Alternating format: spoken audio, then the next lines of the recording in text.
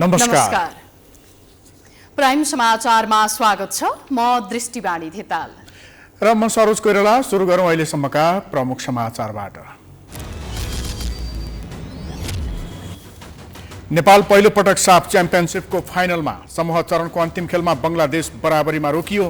भारत र मालदिप्स बीचको विजेतासँग नेपालले फाइनल खेल्ने।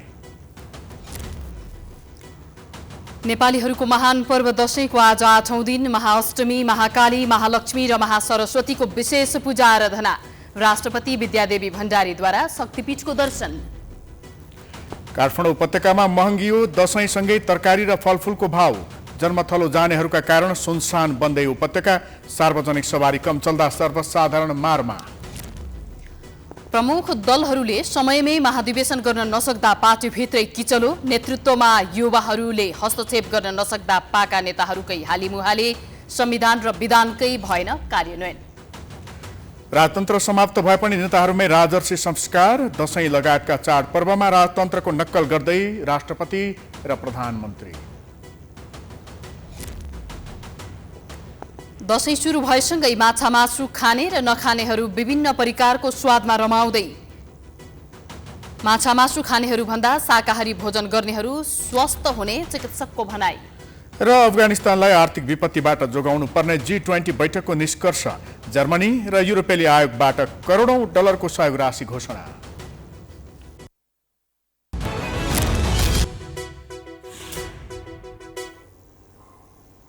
अब समाचार विस्तारमा।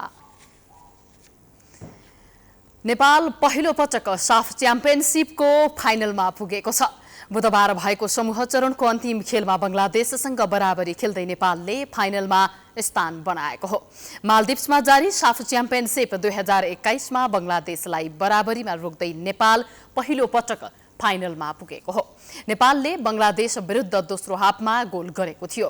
नेपालका लागि अञ्जन विष्टले 88औं मिनेटमा पेनाल्टी मार्फत गोल गरेका हुन्। पहिलो हाफमा बंगलादेशका सुमन रेजाले नेपाल विरुद्ध 9औं मिनेटमा गोल गरेका थिए। नेपाली समयअनुसार बुधबार पौने 5 बजेदेखि राजधानी माले स्थित राष्ट्रिय रङ्गशालामा खेल सुरु भएको हो। फाइनलमा प्रवेश गर्न नेपाललाई जित वा बराबरी आवश्यक थियो। यता बंगलादेशलाई भने खेल जित्नुपर्ने बाध्यता थियो। आयोजक मालदिप्स र भारतबीच आज राति खेल हुँदैछ। खेलमा फाइनलमा पुग्न भारतलाई जित तथा मालदिप्सलाई बराबरी आवश्यक हुनेछ।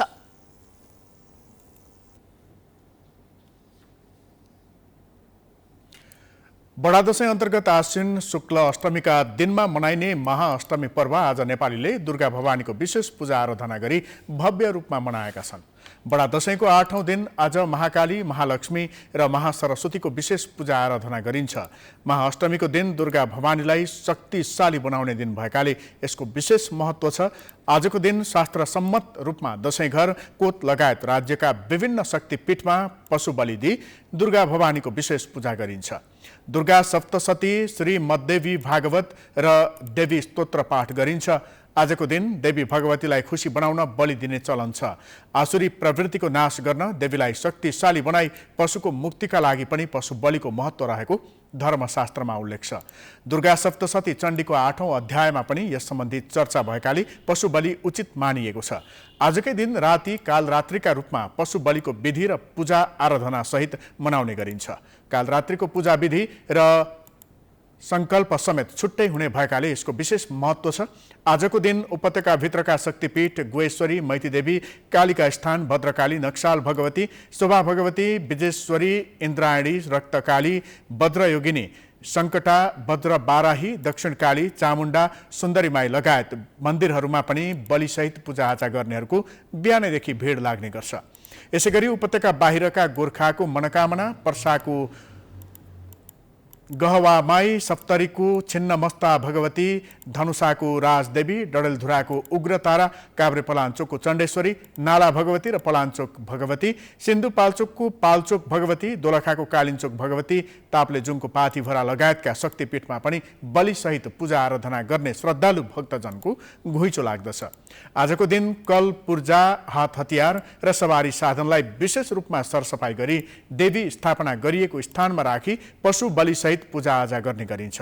यी साधनलाई देवीको शस्त्र अस्त्रका रूपमा मानी पूजा गर्ने गरिएको हो।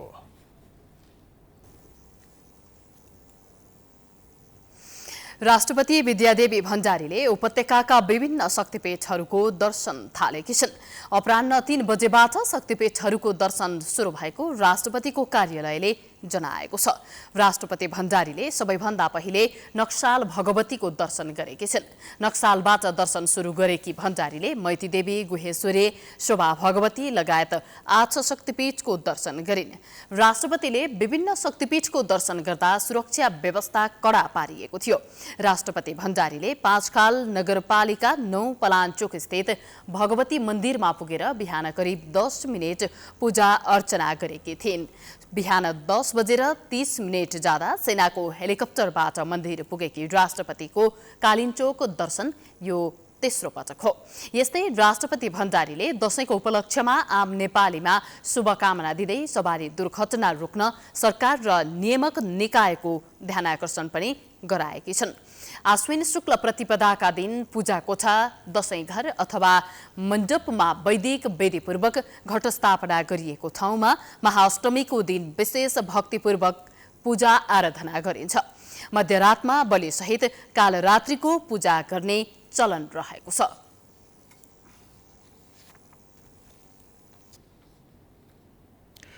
दशैं सुरु भएसँगै बजारमा तरकारी तथा फलफूलको मूल्य अस्वाभाविक रूपमा बढेको छ। दैनिक खानपानमा अति आवश्यक तरकारीको भाउ केही दिन भित्रै दोब्बर हुँदा श्रमिक वर्गका लागि दशैंमा मासुभन्दा हरियो तरकारी कसरी किन्ने भन्ने समस्याले पिरोलेको छ। एक रिपोर्ट। भएसँगै भान्सामा अति आवश्यक तरकारी जस्तै गोलभेडा, आलु, प्याज लगायत हरियो तरकारीको मूल्य अस्वाभाविक रूपमा बढेको छ। कृत्रिम रूपमा तरकारीको मूल्य वृद्धि भएसँगै उपभोक्ता मारमा परेका छन्। केही दिनको बजार भाउलाई हेर्ने हो भने तरकारी र फलफूलको मूल्य आकाशिएको छ। चाडपर्वमा दैनिक रूपमा प्रयोग हुने फलफूल तथा तरकारीको मूल्य थोक बजारमै कृत्रिम रूपमा ह्वात्तै बढाइएको छ। उपभोक्ता भने मूल्य वृद्धिमा व्यापारीको दोष देख्छन्, तर मूल्य वृद्धिमा सरकारले जनउत्तरदायित्व निर्वाह गर्न नसकेको रूपमा लिनुपर्नेछ। दोहोऱ्याएर बस्ने आफ्नो कोठाभित्र नि कहाँ हुन्छ। झन् यस्तो हो भने चेपेन्छ। सरकारले र त्यहाँ ढाएर खाइहाल्छ हाम्रो सबै त्यो करको पैसा उठाएर। हामी हो मर्ने त लास्टमा त गरिब जनता काम गरेर खाने। उनको मात्र हेर्छ सरकारले पनि हाम्रो हेर्ने। काठमाडौँ उपत्यकामा बितेको 1 महिनाभित्रै तरकारीको भाउ आकाशिएपछि तरकारी बजारमा पनि ठूलो प्रभाव परेको छ। कालीमाटी तरकारी बजारमा थोक मूल्यमा केही कम जस्तो देखिए पनि खुद्रा मूल्य भने उपभोक्ताले धान्नै नसक्नेछ। उता व्यापारीहरू भने मूल्य वृद्धिमा उपभोक्ता समेत जागरूक हुनुपर्ने बताउँछन्। उपभोक्ता जागरूक हुन नसक्दा आफूहरूको व्यापारमा समेत असर पर्ने गरेको उनीहरूको गुनासो छ। व्यापारीहरू भन्छन् दुःख गरेर कमाएको पैसा खर्च गर्नेले केही बोल्न नसक्दा हामी जस्ता साना व्यापारीलाई असर गर्छ। नानी उठै महँगो ल्याउने हुन्छ नि, के गर्ने, ल्याएको अनुसार बेच्नै पर्यो। कहिले घाटा लाग्यो भने आफ्नै जान्छ, के गर्ने, गाह्रो छ। हामीले कहिलेको एउटा 2500 रुपियाँ केट ल्याउनुपर्छ। 25 भनेको अब हामीले 120 भन्दा बढी बिक्दैन। 25 भनेको 110 जति परिसक्यो होइन। 120 मा बेच्नु पऱ्यो हुन्छ, अनि फुटे आउँछ। हामीले कुहिएको फालेको कुहिएको फालेको पनि अब केही हुँदैन होइन। हामीलाई कसैले दिँदैन होइन फाल्ने बेला। अनि त्यसपछि अलिकति महँगो भयो भने महँगो लियो भन्छ हामीलाई होइन। दोष चाहिँ हामीलाई दिन्छन्, तर वास्तवमा दोष चाहिँ सरकारको छ क्या। चाडपर्वकै बेला यसरी तरकारी तथा फलफूलको मूल्य बढ्दा सामान्य उपभोक्तालाई असर गरेको छ। उपभोक्तालाई थाहा छ फलफूल तथा तरकारी उत्पादन गर्ने किसानले भनेको जस्तो मूल्य पाइरहेका छैनन्, तर बिचौलियाका कारण बजारमा मूल्य आकाशिएको छ। साथै उपभोक्ताहरू दशैंको मुखमा तरकारीको भाउ बढ्दा समेत सरकार चुपचाप लाग्दा फेरि पनि बिचौलियाहरूलाई नै ठग्ने मिसो मिलिरहेको बताउँछन्। किसानहरूले चाहिँ खासै मूल्य पाएको हुँदैन। अब यहाँ आएपछि बिचौलियाहरूले चाहिँ अब डबल भन्दा नि त्रिबल मूल्य भइरहेको हुन्छ। अब खास मिहिनेत गर्ने ठाउँमा चाहिँ त्यति भाउ देख्दैन। हामी जस्तै तरकारी खेती गर्ने ठाउँमा गयो भने चाहिँ तपाईँको चाहिँ त्यसको केही भ्यालु नै छैन। अब यहाँ बजारमा आएपछि हामी जस्तोले किनेर खानै नसक्ने अवस्था भयो। अब तपाईँको चाहिँ डबल त्रिबल जस्तो भाउ हुन्छ। अब यो बेलामा चाहिँ अलिकति सस्तो सहुलियत सुविधा हुनुपर्ने ठाउँमा चाहिँ अब अहिले चाहिँ त्यस्तो देखिँदैन क्या। जति सक्यो लिने भन्ने मात्रै हुन्छ। साधारण स्याउ भन्नुहोस्, अब अरू बेलामा 200 रुपियाँले पाइने अहिले चाहिँ 500 भन्छ होइन। भने चाहिँ अब केराहरू त्यस्तै भयो, अरू फलफुलहरू त्यस्तै हो, जे पनि महँगो छ। यो बेला झन् अलि सस्तो गर्नुपर्ने जस्तो छ क्या सबैले चाहिने होइन त्यही भएर अलि सस्तो दिएको भए अलि सबैलाई हुन्छ। सरकारले दशैंको सुरुमा नाममात्रको बजार अनुगमन गरेको थियो। यसले कृत्रिम रूपमा बजारलाई महँगो बनाउने व्यापारीहरूलाई केही असर पारेन। कारबाहीको दायरा फराकिलो हुन नसक्दा बजारमा असामान्य महँगी बढाउनेहरूलाई नै फाइदा पुगिरहेको छ। सरकारको लापरवाहीले फेरि पनि गरिब जनतालाई नै मारमा पारेको छ। प्राइम एसडीका लागि क्यामेरामा अनिस अधिकारीका साथ सावित्री जोशीको रिपोर्ट। सधैँ व्यस्त हुने काठमाडौँ शहर यति बेला केही सुनसान भएको छ। नेपालीहरूको महान चाड दशैं मनाउन ठूलो संख्यामा मानिसहरू उपत्यकाबाट बाहिरिएसँगै काठमाडौँको चोक सडक सुनसान भएको हो। एक रिपोर्ट। नजिकीयसँगै काठमाडौँ उपत्यकाबाट लाखौं मानिस बाहिरिएसँगै सधैँ भिडभाड र ट्राफिक जामले हैरान हुने सडक अहिले सुनसान बनेको छ। दशैंको अवसरमा उपत्यका छाडेर घर जानेको संख्या दिन प्रतिदिन बढ्दै गएको छ। बस पार्क र उपत्यकाबाट बाहिरिने नाकामा घर फर्किनेको बाक्लो भिड छ। देशका विभिन्न भागबाट आएर काठमाडौँलाई कर्मथलो बनाएका मानिसहरू दशैं मनाउन आफ्नो पुर्ख्यौली थलो फर्किँदा काठमाडौँ भने बेहुली अन्माएको घर जस्तो बनेको छ। दिनौ धुलो धुवाँको प्रकोप सहनुपर्ने उपत्यकावासीले भने दशैंको बिदामा केही स्वच्छ हावामा श्वास फेर्न भने पाएका छन्। कतै ट्राफिक जामको समस्या झेल्नु परेको छैन। मलाई त नरमाइलो लागिरहेछ, हिँड्नलाई एकदम सजिलो भइरहेछ। कतै बाटो काट्नु पर्यो भने चाहिँ अलिकति अप्ठ्यारो छ, गाडीहरू हुर्काएर आउँछ, बाइकहरू हुर्काएर आउँछ, त्यही हो। महानगर ट्राफिक प्रहरी विभागका अनुसार हिजो मंगलबारसम्म झण्डै 8 लाख मानिसले उपत्यका छाडिसकेका छन्। अन्य समयमा सुनसान हुने घर गाउँमा भने रौनक छाएको छ। घर फर्केकाहरूको कारण गाउँमा चहलपहल निकै बढेको छ। तर काठमाडौँ उपत्यका पसलेहरूको व्यापार पनि निकै कम भएको छ। ग्राहक आइहाले पनि आफ्ना लागि भन्दा पनि छोराछोरीका लागि मात्र किनमेल गर्ने गरेको व्यापारीहरू बताउँछन्। काठमाडौँ अचानक सुनसान बन्दा सहर नै खल्लो पनि देखिएको छ। उता काठमाडौँ सुनसान भएसँगै प्रहरीले आफ्नो सक्रियता समेत बढाएको छ। मोफसलमा टीका लगाउन जानेहरूले काठमाडौँको घर कोठामा ताला लगाएर जाने गर्दछन्, जसले गर्दा चोरीका घटना बढ्ने विगतका तथ्याङ्कले देखाउँछ। त्यही कारण यसपालिको दशैंलाई लक्षित गरेर महानगरीय प्रहरी परिसरले काठमाडौँ उपत्यकाका 132 स्थानमा प्रहरी परिचालन गरेर विशेष चेकिङ सुरुवात गरेको छ। साथै ट्राफिक प्रहरीले मादक पदार्थको सेवनबाट हुने दुर्घटनालाई कम गराउन मापसे परीक्षणलाई प्राथमिकतामा राखेको छ। समाचारको सिलसिला जारी छ। हामी विश्रामपछि आउँछौं। विश्रामपछि स्वागत छ। अब बाँकी समाचार। अहिले सबै नेपालीको आँगनमा बडा दशैंको रौनक छ। सबै नेपालीहरू दशैंको रमझममा व्यस्त छन्। उता केही राजनीतिक दलहरू भने महाधिवेशनमा केन्द्रित भएका छन्। तर राजनीतिक दलहरूले न त समयमै पार्टीको महाधिवेशन गर्न सकेका छन्, न त पार्टीको नेतृत्व हस्तान्तरण नै गर्ने छाँट देखाएका छन्। त्यसैले मुलुकका युवाहरूको जोश, जाँगर र आकांक्षालाई पूरा गर्न पाका उमेरका नेतृत्व तह सफल हुन सकिरहेका छैनन्। एक रिपोर्ट। सत्तारूढ नेपाली कांग्रेस 14औं महाधिवेशनमा होमिएको छ। भदौ 18 गतेदेखि वडा अधिवेशनको थालनी गरेको कांग्रेसले किस्ता किस्तामा गरेर पनि तल्लो तहको अधिवेशन समेत पूर्ण गर्न सकेको छैन। मंसिर 9 गतेदेखि 13 गतेका लागि तोकिएको अधिवेशन आन्तरिक विवादका कारण अन्योलग्रस्त बनेको छ। पार्टीको चाहिँ यो 14औं महाधिवेशनमा जुन प्रकारका अहिले चाहिँ विवादहरू भइराखेका छन्, दुई प्रकारका चाहिँ अहिले तपाईको चाहिँ विधि मिचेर कामहरू भइरहेछ, विकृतिहरू देखिरहेछन्। नेपाली कांग्रेसको अहिलेसम्मका चाहिँ इतिहासमा चाहिँ अहिलेसम्मका अधिवेशनमा यति विवाद चाहिँ योभन्दा पहिला कहिले पनि भएको छैन।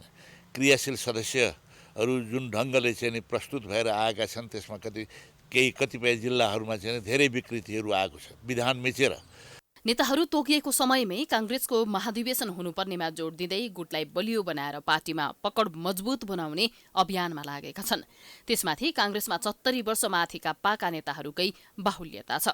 76 वर्षको उमेरमा पार्टी हाँकिरहेका शेरबहादुर देउबा अर्को एक कार्यकाल फेरि आफै सभापति हुने तयारीमा छन्। 77 वर्षीय वरिष्ठ नेता रामचन्द्र पौडेल पनि सभापतिमा लड्ने चाहना देखाइरहेका छन्। कांग्रेसका युवा नेतामा गनिनेहरूले महामन्त्रीमा उम्मेदवारी घोषणा गरेर सभापतिमा फेरि पाकालाई दोहोर्याउने मनसाय देखाइरहेका छन्। त्यस्तै प्रमुख प्रतिपक्ष दल एमाले मङ्सिरमा 10 गतेदेखि 13 गतेसम्म 10औं महाधिवेशन बुटवलमा गर्ने मिति तय गरेको छ। सिंहै आफ्नो तमातहतको कमिटीहरूको अधिवेशन गर्ने प्रक्रियामा सदस्यता नवीकरण गरेर अगाडि बढिसक्यो। स्थानीय कमिटीहरूको अधिवेशनहरूको क्रममा छौँ। कार्तिक 6 गते वडाहरूको अधिवेशन गर्छौँ। कार्तिक 9 गते पालिका तहको अधिवेशन गर्छौँ। केही दिन अघि मात्रै विधान महाधिवेशन सम्पन्न गरेको एमालेमा अध्यक्ष केपी शर्मा ओलीको विकल्पमा अर्को नेता देखिएको छैन। 10औं महाधिवेशनका लागि ओलीको प्रतिस्पर्धी बन्न कोही तयार देखिएका छैनन्। नेकपा माओवादी केन्द्रले पनि पुस 11, 12 र 13 गते राष्ट्रिय सम्मेलन गर्ने तयारी गरेको छ। माओवादी केन्द्रमा पनि पुष्पकमल दाहाल प्रचण्ड नै अध्यक्षका एक्ला दामेदार रहेका छन्। प्रचण्डसँग प्रतिस्पर्धा गर्ने र पार्टी हाँक्ने नेता माओवादी केन्द्रमा अरू छैनन्। राप्रपाले कार्तिक 27, 28, 29 र 30 गते काठमाडौँमा एकताको महाधिवेशन गर्ने मिति तय गरेको छ। राप्रपामा पनि अध्यक्षहरू कमल थापा, डाक्टर प्रकाश चन्द्र लोहनी, पशुपति शमशेर राणाको नै दोहोरिने सम्भावना बलियो छ। अधिवेशन हुने भएपछि त्यसको केही दिन अगाडि हामी परस्पर समझदारीको आधारमा नेतृत्वको चयन गर्दछौँ र यसपटक पनि त्यही नै हुनेछ। र यो महाधिवेशन एकताको महाधिवेशन भएको हुँदा यो महाधिवेशनको नेतृत्वको छनौट पनि परस्पर समझदारी, सहमति र एकताको आधारमा हुनुपर्दछ भन्ने मलाई लाग्दछ। अहिलेसम्म नेपाली कांग्रेस, नेकपा एमाले, माओवादी केन्द्र, राप्रपा र जसपा समेत महाधिवेशनको संघारमा छन्। तर नेतृत्वमा भने देउबा, प्रचण्ड, ओली, उपेन्द्र, कमल थापा नै सबै पुराना अनुहार दोहोरिने पक्का पक्कै छ। ती महाधिवेशनको समाप्तिसँगै ठूला पार्टीको नेतृत्व लिएर अगाडि बढ्न सक्ने युवा नेताहरूको खडेरी फेरि नेपाली राजनीतिमा देखिनेछ। नारायण हिटी दरबार छोडेको झण्डै 1.5 दशकपछि पूर्व राजा ज्ञानेन्द्रले औपचारिक रूपमा पहिलो पटक राजसंस्था पुनर्बहालीको विकल्प नरहेको भन्दै सन्देश दिँदा बडा दशैंको आक्रमक फरक तरिकाबाट सुरुवात गरेका छन्। मुलुकको राजनीति स्वार्थ र लोभका आधारमा अगाडि बढ्न थालेपछि पूर्व राजाले राजनीतिक दलहरूलाई सचेत गराउनुको पछाडि केही रहस्य लुकेको अर्थ लगाउन समेत थालिएको छ। उता मुलुकको सत्ता सम्हाल्दा राजाहरूले जसरी दशैं मनाउँथे, अहिले जनताको भोटले चुनिएका नेताहरू समेत त्यही मार्गमा हिँडेका छन्। एक रिपोर्ट। यसपालिको दशैंमा पनि राष्ट्रपति र प्रधानमन्त्रीले समेत सर्वसाधारणलाई दशैंको टीका लगाइदिने भएका छन्। राजसंस्था जीवित रहेको समयमा राजाले रैतीलाई लामबद्ध भएर टीका लगाइदिने प्रचलन थियो। कसैसँग झुकेर टीका थाप्नुको अर्थ उसप्रति अगाध आस्था दर्शाउनु पनि हो। नेपालको संस्कृतिले नै राजालाई भगवान मानेको परिस्थितिमा रैतीले राजासँग टीका थाप्नुलाई अन्यथा लिएन। गत वर्ष कोरोना महामारीका कारण सर्वसाधारणलाई टीका नलगाएका पूर्व राजाले यसपालि भने बाउबाजेले बसालेको परम्परालाई निरन्तर दिनेछन्। यसले उनी पनि राजतन्त्रको मानसिकताबाट बाहिर आउन नसकेको प्रश्न हुन्छ। उता आफूले राजगद्दी छाडेर भूल गरेको सन्देश पूर्व राजाले सन्देश मार्फत दिइसकेका छन्। उनले वर्तमान विकृत राजनीतिले राष्ट्रलाई क्षति पुग्ने समेत बताएका छन्। पूर्व राजाको सन्देशलाई नेपाली राजनीतिमा फरक खिचडी पाक्दै गरेको रूपमा समेत लिन सकिन्छ। हाम्रो समाज सनातनिक आदर्श र पुर्ख्यौली पौरखबाट पृथक छैन, तर हाम्रो राजनीति र राजकाजी चालचलन त्यस अनुरूप हुनु सकेन। लोक कल्याणका हेतु राजनीतिक स्वच्छता, जनप्रियता र जनआकांक्षा पूर्तिको दिव्य मान्यतामा आधारित हुनुपर्ने हो। तर राजनीतिक व्यवस्था आफू, आफ्नो समूह र त्यसभित्रको गुट उपगुटमा अल्झिएको छ। मुलुक गणतन्त्रमा गएपछि शासकको रूप फेरियो, तर जनताका प्रतिनिधिले राजाको मुखौटो लगाउँदा नागरिकले वास्तवमा यो मुलुकमा गणतन्त्र आएको महसुस गर्न सकेका छैनन्। हिजो राजाले जे गर्थे आज राष्ट्रपति पनि त्यही गर्छन्। राजसंस्था सक्रिय रहेको अवस्थामा राजाहरूले जुन दिन शक्तिपीठको दर्शन गर्थे, अहिले त्यही परम्परा राष्ट्रपतिले धानेका छन्। फुलपातीमा सेनालाई लाम लगाएर सलामी खाएकी छन्। हिजो रैतीलाई राजाले दशैंमा टीका लगाइदिन्थे, आज राष्ट्रपति र प्रधानमन्त्रीले त्यही काम गर्दैछन्। यसको सिधा अर्थ मुलुकले एउटा राजाको विदाई गरेर असंख्य राजाहरू जन्माएको छ। गणतन्त्रमा समेत राजालाई रैती मानिएको छ। जनताले जधौ नगरेसम्म नेताहरूलाई निन्द्रा नलाग्ने अवस्था आएको छ। त्यही कारण दशैंमा जनताको शिर निचो बनाउने परम्परालाई गणतन्त्रका मसियाहरूले समेत निरन्तरता दिएका छन्। प्रमोसन खानाले उसले टीका थाप्न जान्छ। हेर्नुहोस्, अहिले पहिले राजाले भने टीका थाप्न जाँदाखेरि उसले मन लाग्यो भने ल तिमीले जे चाह्यो मसँग भन्नुहोस् दिन्छु भनेर दिन्थ्यो। अहिले राष्ट्रपति कहाँ पनि गए भनेदेखि अहिले त्यसले दिनै सक्दैन, राष्ट्रपतिलाई के पनि दिन सक्दैन। उठो त्यो थाप्न मात्रै। अहिले त चाकरी भयो भने भोलि नै मन्त्री हुने। 3 महिना मन्त्री भयो कि काठमाडौँमा 2टा बङ्गला भइहाल्ने। देश बनाउन आएको होइन नि उनीहरू त कमाउन आएको होला। र हेर्नुहोस् न, बाटो हेर्नुहोस्, हरेक चिज हेर्नुहोस्, भने यो राजधानीको बाटो हेर्नुहोस्, अरू ठाउँको त छोड्नुहोस्। गत वर्ष कोरोना महामारीका कारण आफूलाई राजा साबित गर्न नपाएका नेताहरू यो वर्ष जनताले ढालेको राजतन्त्रको मुखौट लगाएर शीतल निवास र बालुवाटारमा लामबद्ध जनतालाई टीका लगाउँदैछन्। राजसी ठाँटलाई निरन्तरता दिन मन्त्रीदेखि उच्च पदस्थ सरकारी कर्मचारीलाई शिर निहुराउन लगाउँदैछन् अनि आफै राजा भएको भ्रम पाल्दैछन्। नेताको यस्ता हरकतले यसपालिको दशैंमा पनि जनताले फेरि एकपटक यो देशमा आएको परिवर्तनलाई केलाउनेछन्, फेरि एकपटक निराश बन्नेछन्। यस्तो गलत परम्परालाई भत्काउने दायित्व बोकेका ठूला दलका शीर्ष नेताहरूले नै जबसम्म राष्ट्रपति प्रधानमन्त्रीसँग टीका थाप्ने लाइनबाट आफूलाई बाहिर राख्न सक्दैनन् अनि जनतालाई यसरी टीका नथाप्न आग्रह गर्न सक्दैनन्, तबसम्म यो मुलुकमा वास्तविक गणतन्त्र आउनै सक्दैन। नेताका शोक पूरा गर्दा गर्दै थाकेका जनताले समृद्ध बनेर दशैं मनाउने दिन पनि आउन सक्दैन। कोरोना केही रोकथाम र नियन्त्रण भएसँगै दशैंको चहल पहल पनि निकै बढेको छ। 2 वर्षदेखि दशैं मनाउन नपाएका नेतादेखि सर्वसाधारणसम्मले यसपटक कतिले घर परिवारसँग रमाइलो गरेर दशैं मनाउँदैछन् त कतिले राजर्षि पाराले नेता कार्यकर्तालाई दशैंको टीका तथा जमरा लगाइदिएर दशैं मनाउँदैछन्। उनीहरू सबैले दशैंलाई भड्किलो नबनाएर गच्छे अनुसार मनाउन भने आग्रह गरेका छन्। एक रिपोर्ट। शुक्रबार मान्यजनसँग बडा दशैंको टीका र जमरा लगाएर आशीर्वाद लिइँदैछ। नवदुर्गा भवानीको पूजा आराधना र मान्यजनको हातबाट टीका ग्रहण गरेर दशैं मनाइने गरिन्छ। कोरोना महामारीका कारण 2 वर्षदेखि दशैं मनाउन नपाएका सर्वसाधारण र शीर्ष नेताहरू यसपटक दशैं मनाउने तयारीमा जुटेका छन्। कुन दलका कुन नेताले कसरी मनाउँदैछन् त दशैं? राष्ट्रपति विद्यादेवी भण्डारी भण्डारीले दशैंको शुभ साइतमै टीका लगाउने भएकी छिन्। विगतका 2 वर्ष कोरोनाका कारण सर्वसाधारण र आफन्तजनसँग टीका नलगाइए पनि यसपटक भने राष्ट्रपति भण्डारीले टीकाको शुभ साइतमा नै टीका लगाउने कार्यक्रम तय गरिएको छ। प्रधानमन्त्री शेरबहादुर देउवा नेपाली कांग्रेसका सभापति समेत रहेका प्रधानमन्त्री शेरबहादुर देउवाले दशैं यसपटक काठमाडौँमा नै मनाउने भएका छन्। प्रधानमन्त्री निवास बालुवाटारमा उनले दशैं मनाउने भएका छन्। उनले दशैंमा सबै सर्वसाधारणलाई टीका लगाउने कार्यक्रम राखिएको छ। केपी शर्मा ओली अध्यक्ष नेकपा एमाले नेकपा-एमालेका अध्यक्ष केपी शर्मा ओलीले यसपटक दशैं नमनाउने भएका छन्। उनका भाइको निधनको कारणले उनले दशैं नमनाउने भएका उनका प्रेस संयोजक रामशरण बजगाईले जानकारी दिए। अध्यक्ष ओली दशैं नमनाए पनि नवमीको दिन भने आफ्नो गृह जिल्ला झापा जाने कार्यक्रम रहेको छ। पुष्पकमल दाहाल अध्यक्ष नेकपा माओवादी केन्द्र नेकपा माओवादी केन्द्रका अध्यक्ष पुष्पकमल दाहालले यस वर्षको दशैं परिवारभित्रै बसेर मनाउनेछन्। दाहालले परिवारसँगै छोरी ज्वाइँ नाति नातिनाहरूसँगै यस वर्षको दशैं मनाउने तयारी गरेका छन्। विगतका दशैंहरूमा चितवन जाने गरेका दाहाल यसपटक जाने कि नजाने अझै टुङ्गो लागेको छैन। तर दाहालले दशैंमा पार्टीका नेता तथा कार्यकर्तालाई भने टीका लगाउने छैनन्। माधव कुमार नेपाल अध्यक्ष नेकपा एकीकृत समाजवादी नेकपा एकीकृत समाजवादीका अध्यक्ष माधव कुमार नेपालले दशैं काठमाडौँमा नै मनाउने भएका छन्। उनका स्वकीय सचिव मोहन गौतमका अनुसार नेता नेपालले आफ्ना दाइ कृष्ण कुमार पौडेलसँग टीका ग्रहण गर्दैछन्। उनले आफ्ना पार्टीका नेता तथा कार्यकर्तालाई पनि टीका लगाइदिने बताए।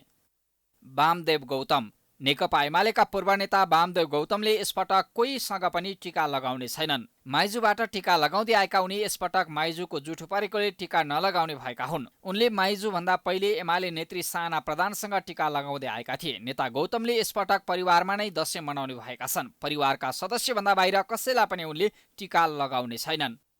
झलनाथ खनाल नेकपा एकीकृत समाजवादीका वरिष्ठ नेता तथा पूर्व प्रधानमन्त्री झलनाथ खनालले यसपटक दशैं घरमै परिवारसँगै मनाउने भएका छन्। उनले यसपटक आफू र अन्य नेता तथा कार्यकर्ता कसैलाई पनि टीका लगाउने छैनन्। भारतको नयाँ दिल्लीबाट भर्खरै मृगौला प्रत्यारोपण गराएर आएका उनी चिकित्सकले अझै 3-4 महिनासम्म कसैको सम्पर्कमा नजानु भनेकाले दशैंमा कसैसँग पनि घुलमिल हुने छैनन्। यसअघिका दशैंहरूमा नेता खनाल गृह जिल्ला इलाम जाने गरेका थिए। डाक्टर बाबुराम भट्टराई जनता समाजवादी पार्टी जसपाका सङ्घीय परिषदका अध्यक्ष डाक्टर बाबुराम भट्टराईको दशैं काठमाडौँमा नै हुने भएको छ। उनी परिवारसँगै नै दशैं मनाउने तयारीमा छन्। उनले आफ्ना बुबा भोजप्रसाद भट्टराईको हातबाट टीका ग्रहण गर्ने कार्यक्रम रहेको छ। रामचन्द्र पौडेल वरिष्ठ नेता नेपाली काङ्ग्रेस।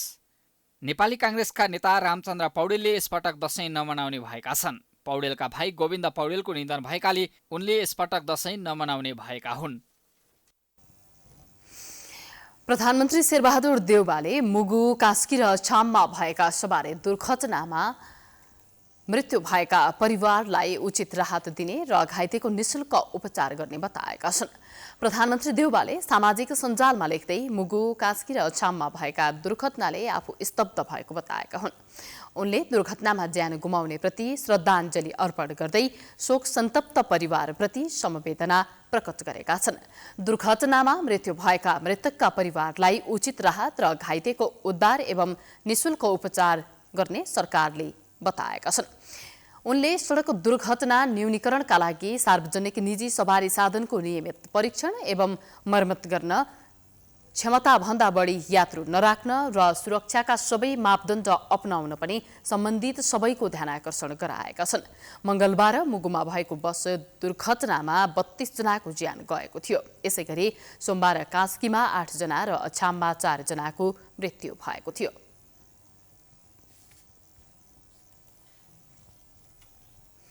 समाचारको सिलसिला अझै जारी छ। हामी विश्रामपछि आउँछौं। विश्रामपछि स्वागत छ। अब बाँकी समाचार। दशैंमा सबैको भान्सामा मिठा मिठा परिकार पाक्छन्। ती परिकार मध्ये प्रमुख मानिन्छ मासु। चाडपर्वको बेला मानिसहरूले बढी मात्रामा मासु खाने भएकाले निरोगीलाई समेत रोगी बनाउने खतरा छ। दीर्घरोग लागेकाले झन् मासु लगायतका खानपिनमा ध्यान दिनुपर्ने हुन्छ। एक रिपोर्ट। नेपाली हिन्दू धर्मावलम्बीहरूको महान पर्व दशैं घर घरमा भित्रिसकेको छ। दशैंमा प्राय अरू समय भन्दा बढी माछा, मासु र खानाका परिकार खाइन्छ। अपवाद बाहेक नेपाली समाजमा मासु बिनाको चाडपर्व कल्पना समेत गर्न सकिँदैन। दशैंमा शाकाहारी बाहेक मासु नखाने कमै होलान्। उता आर्थिक अवस्था कमजोर भएकाहरूले समेत रिन्धन गरेर दशैं मनाउने गर्दछन्। स्वस्थ व्यक्तिले पनि कस्तो प्रकारको मासु कति मात्रामा खाँदा उपयुक्त हुन्छ भन्ने कुरामा विचार पुर्याउनु पर्छ। झन् उच्च कोलेस्ट्रोल, उच्च रक्तचाप, युरिक एसिड र मुटु सम्बन्धी समस्या भएकाहरूले मासु खाँदा धेरै सावधानी अपनाउनु पर्ने चिकित्सकको सुझाव छ। फाइबरयुक्त खानेकुराहरू, मानौ तपाईँ मासु खानुभन्दा अगाडि सलाद केही खानुभयो, मासु सँगसँगै साग पनि छ, केही तरकारी पनि छ भन्नाले यसले के गर्छ भने यो फाइबर जुन हुन्छ यो आन्द्रामा गएपछि यसले चाहिँ मासुको एब्जर्प्सन, फ्याटको एब्जर्प्सनलाई घटाउँछ। अर्थात् तपाईको रगतमा कोलेस्ट्रोल बढाउने सम्भावना चाहिँ कम हुन्छ यदि तपाईँ सँगसँगै फाइबरयुक्त रेसादार खानेकुराहरू खानुभयो भने। मासु प्रोटिनको राम्रो स्रोत भए पनि कोलेस्ट्रोल, चिल्लो पदार्थ, ट्रायल ग्लिसराइड पनि प्रशस्त हुने भएकोले सन्तुलित रूपमा उपभोग गर्न नसकेमा स्वास्थ्य समस्या उत्पन्न हुन सक्छ। जसका कारण मासु किन्दा अथवा मासु पकाउँदा चिल्लो कम प्रयोग गरेर पकाउन चिकित्सकले सुझाव दिएका छन्। चाडपर्वको बेलामा आवश्यक भन्दा बढी मासु खाइने हुँदा पर्व सकिएपछि कम्तीमा 1 महिना माछा मासु नखाँदा शरीरलाई स्वस्थ राख्न सकिन्छ। फेस्टिभल सकिने बित्तिकै तपाईँ माछा मासुलाई एकदम रोकिदिनुहोस् केही दिनको लागि, 15 दिन 1 महिनाको लागि, र अलिकति खानामा राम्रो ध्यान दिनुभयो भने यसको कम्पन्सेट भइहाल्छ। त्यसैले यो खुसियाली मनाउने र बाँड्ने चाडपर्वमा हाम्रो संस्कारमा के छ भने खानामा रमाइलो हुनुपर्छ परिवारको व्यक्तिहरूसँगै बस्दाखेरि। त्यसैले खानामा सबै कुराहरूलाई इन्जोय गरौँ, तर विशेष सतर्कता कसले अपनाउनु पर्ने हो यो कुराहरूमा यदि मैले भनेको कुराहरूमा ध्यान दियो भने केही समस्या चाहिँ हुँदैन। चाडपर्वमा मासुमा नै जोड दिँदा हाम्रो आहार सन्तुलित हुँदैन। आहारालाई सन्तुलनमा राख्न मासुसँगै हरियो सागपात र फलफूलमा समेत जोड दिनुपर्छ। भातलाई समेत घटाएर हरियो परिकारमा जोड दिँदा सन्तुलन कायम राख्न सकिने छातीरोग विशेषज्ञ डाक्टर निरज बम बताउँछन्। हृदयघात होस् या चाहिँ मुटुका रोग या मधुमेहका रोगहरू हैन मस्तिष्कघातहरू यी सम्पूर्ण पक्षलाई हामीले हेर्ने हो भने हामीले सन्तुलित आहार गर्ने हैन सकेसम्म शाकाहारी नभए कम्ती मात्रामा ब्यालेन्स डाइट भन्छौँ हामी सन्तुलित आहार लिने हैन र यसलाई चाहिँ हामीले खाने पिउने भन्दा पनि सामाजिक भेटघाट हैन एकअर्कामा सद्भावना साटासाट गर्ने। प्रोटिनले शरीरलाई सुक्खा बनाउने भएकोले प्रशस्त मात्रामा पानी पिउनु पर्ने सुझाव पनि उनको छ। मासु खाएपछि कागती पानी पिउँदा पचाउन अझै सहज हुने डाक्टर बम बताउँछन्। रगतमा चिल्लो मात्रा बढी भएकोले पेटभरि मासु खाँदा बाचुन्जेल दुःख पाउन सक्छन्। दीर्घरोगीले मात्र होइन स्वस्थ व्यक्तिले समेत मासु खाँदा सावधानी अपनाउनु पर्छ। के शाकाहारी के मांसाहारी, दशैं सबैको साझा पर्व हो। दशैंमा खसी, बोका, रागा, कुखुराको बलि दिई मासु खाने चलनले प्रोटिनसँगै तागत बढाउने विश्वास गरिन्छ। शाकाहारीले शरीरमा प्रोटिनको मात्रा पुर्याउन के गर्नुपर्छ त? हेरौं यो रिपोर्ट। नेपालीको ठूलो चाड, यसैले पनि होला दशैंको आफ्नै बेग्ला बेग्लै धार्मिक, सांस्कृतिक र सामाजिक महत्त्व छ। दशैंमा अघि पछि भन्दा मिठो खाने र राम्रो लगाउने प्रचलन छ। कतिपयले दशैंलाई माछा मासु खाने पर्वका रूपमा अर्थ्याउने गरेका छन्। प्रत्येक घरमा खसी, बोका, रागा, कुखुरा काटेर दशैंभर खुवाउने चलन पनि नेपाली समाजमा छ। मासु खानेहरूले मासुका अनेक परिकार बनाउँछन्, खान्छन्, जसले शरीरमा प्रोटिनको माग पूरा गर्छ। शाकाहारीले के खाएर प्रोटिनको मात्रा पूरा गर्ने त? वरिष्ठ चिकित्सक सुन्दरमणि दीक्षित शाकाहारी भोजनमा भिटामिन B12 को कमी हुने बताउँछन्, जुन अभाव विभिन्न फलफूल तथा तरकारी खाएर पूरा गर्न सकिन्छ। फाइबरयुक्त खानेकुराहरू, मानौ तपाईँ मासु खानुभन्दा अगाडि सलाद केही खानुभयो, मासु सँगसँगै साग पनि छ, केही तरकारी पनि छ भन्नाले यसले के गर्छ भने यो फाइबर जुन हुन्छ यो आन्द्रामा गएपछि यसले चाहिँ मासुको एब्जर्प्सन, फ्याटको एब्जर्प्सनलाई घटाउँछ। अर्थात् तपाईको रगतमा कोलेस्ट्रोल बढाउने सम्भावना चाहिँ कम हुन्छ यदि तपाईँ सँगसँगै फाइबरयुक्त रेसादार खानेकुराहरू खानुभयो भने। र माछा मासु यदि बढी खानु भएको छ भने अलिकति अरू खानेकुराहरू कम गरिदिनुहोस्, चिल्लो कुराहरू कम गरिदिनुहोस् र तपाईँ व्यायाम पनि केही छुट्टीको बेलामा अलि व्यायाम पनि बढाइदिनुहोस् भने यसले केही हदसम्म नियन्त्रण गर्छ। हुन त पछिल्लो समय विश्वभर नै पशुवध गरेर माछा मासु खानेहरू समेत शाकाहारी बन्न थालेका छन्। सामाजिक सञ्जालदेखि सडकसम्म पशुपक्षीको काटमार गर्न बलि दिन बन्द गर्नुपर्छ भन्ने बहस भइरहेको छ। माछा मासु नखानेहरूले निर्दोष पशुपक्षीको काटमार बन्द गर्नुपर्छ भन्दै आवाज उठाउन थालेको वर्षौं भइसक्यो, तर रोकिन सकेको छैन। चिकित्सकहरू नै शाकाहारी खाना खाँदा जटिल रोगहरूको संक्रमण र जोखिमबाट बच्न सकिने बताइरहेका छन्। फेस्टिभल सकिने बित्तिकै तपाईँ माछा मासुलाई एकदम रोकिदिनुहोस् केही दिनको लागि, 15 दिन 1 महिनाको लागि, र अलिकति खानामा राम्रो ध्यान दिनुभयो भने यसको कम्पन्सेट भइहाल्छ। त्यसैले यो खुसियाली मनाउने र बाँड्ने चाडपर्वमा हाम्रो संस्कारमा के छ भने खानामा रमाइलो हुनुपर्छ परिवारको व्यक्तिहरूसँगै बस्दाखेरि। त्यसैले खानामा सबै कुराहरूलाई इन्जोय गरौँ, तर विशेष सतर्कता कसले अपनाउनु पर्ने हो यो कुराहरूमा। यदि मैले भनेको कुराहरूमा ध्यान दियो भने केही समस्या चाहिँ हुँदैन। देवी देवता खुसी पार्ने बहानामा जीव हत्या गर्नेहरूले आफ्नो कदमको बचाउ गरिरहँदा मासुका लागि अरूको हत्या गर्नुभन्दा शाकाहारी नै बेस हुने भएको दाबी गर्नेहरू समेत धेरै छन्। हृदयघात होस् या चाहिँ मुटुका रोग या मधुमेहका रोगहरू हैन मस्तिष्कघातहरू यी सम्पूर्ण पक्षलाई हामीले हेर्ने हो भने हामीले सन्तुलित आहार गर्ने हैन सकेसम्म शाकाहारी नभए कम्ती मात्रामा ब्यालेन्स डाइट भन्छौँ हामी, सन्तुलित आहार लिने हैन र यसलाई चाहिँ हामीले खाने पिउने भन्दा पनि सामाजिक भेटघाट हैन एकअर्कामा सद्भावना साटासाट गर्ने। दशैंमा मासु मात्रै महत्त्वपूर्ण हुँदैन, शाकाहारीले खान सक्ने थुप्रै मिठा परिकारहरू दशैंमा बन्छन् र बनाइन्छ, जसले शरीरमा चाहिने पोषणहरूको माग पूरा गर्छ। शाकाहारी तथा मांसाहारी दुवैले पोसिला र सन्तुलित खाना खाएर दशैं मनाउनु पर्छ। अब अन्तर्राष्ट्रिय समाचार।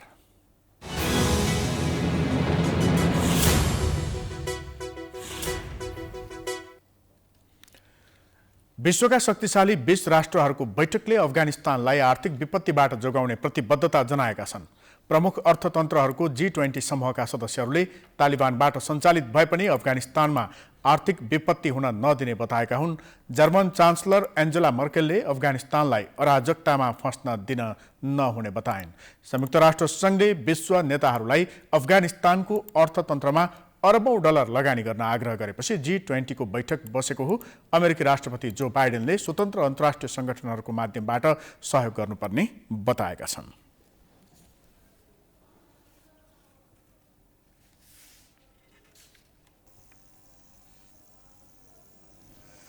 हामी समाचारको अन्त्यमा आइपुगेका छौं। जाँदा जाँदै प्रमुख समाचार पुनः एकपटक। नेपाल पहिलो पटक साफ च्याम्पियनसिपको फाइनलमा समूह चरणको अन्तिम खेलमा बंगलादेश बराबरीमा रोकियो। भारत र मालदिव्स बीचको विजेतासँग नेपालले फाइनल खेल्ने। नेपालीहरूको महान पर्व दशैंको आज 8औं दिन महाअष्टमी, महाकाली, महालक्ष्मी र महासरस्वतीको विशेष पूजा आराधना। राष्ट्रपति विद्यादेवी भण्डारीद्वारा शक्तिपीठको दर्शन। काठमाडौँ उपत्यकामा महँगियो दशैंसँगै तरकारी र फलफूलको भाउ। जन्मथलो जानेहरूका कारण सुनसान बन्दै उपत्यका। सार्वजनिक सवारी कम चल्दा सर्वसाधारण मारमा। प्रमुख दलहरूले समयमै महाधिवेशन गर्न नसक्दा पार्टी भित्रै किचलो। नेतृत्वमा युवाहरूले हस्तक्षेप गर्न नसक्दा पाका नेताहरूकै हाली मुहाली। संविधान र विधानकै भएन कार्यान्वयन। राजतन्त्र समाप्त भए पनि नेताहरूमै राजसी संस्कार। देश लगायत दशैं लगायत चाडपर्वमा राजतन्त्रको नक्कल गर्दै राष्ट्रपति र प्रधानमन्त्री। दशैं सुरु भएसँगै माछा मासु खाने र नखानेहरू विभिन्न परिकारको स्वादमा रमाउँदै। मासु खानेहरू भन्दा शाकाहारी भोजन गर्नेहरू स्वस्थ हुने चिकित्सकहरूको भनाइ।